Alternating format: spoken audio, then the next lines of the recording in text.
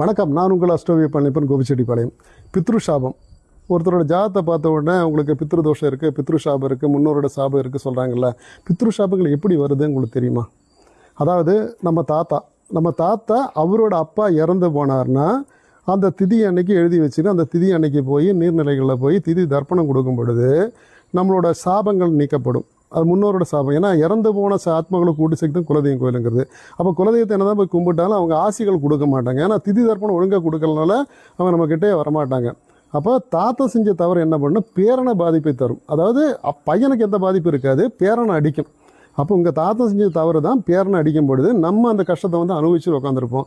வாழ்க்கையில் முன்னேற்றம் இல்லை, கஷ்டம் கடன்லாம் காரணம் நம்மளோட 5ஆம் பாவம் பூர்வ புண்ணியஸ்தானம் கெட்டு போச்சுனால ஒருத்தன் தலை தூக்கவே முடியவே முடியாது. அப்போ பூர்வ புண்ணியஸ்தானம் எப்படி கெடுதுன்னா இவங்க செய்கிற தவறு தான். அப்போ இந்த தவறு நடக்கக்கூடாது. அப்படின்னா நம்ம அப்பா இறந்து போனால் அந்த தவறு நம்ம இந்த திதி தர்ப்பணங்களை கொடுக்கும் பொழுது நம்ம பிள்ளைங்களுக்கு அந்த சாபம் இல்லாமல் நல்ல நேரத்தில் அவங்க பிறப்பாங்க. அப்போ நம்ம என்ன பண்ணோம், எப்பவுமே இறந்த ஆத்மாக்களுக்கு சாந்தப்படுத்தணும். சாந்தப்படுத்தினா தான் நம்ம குலதெய்வத்தோட ஆசைகள் கிடைக்கும்.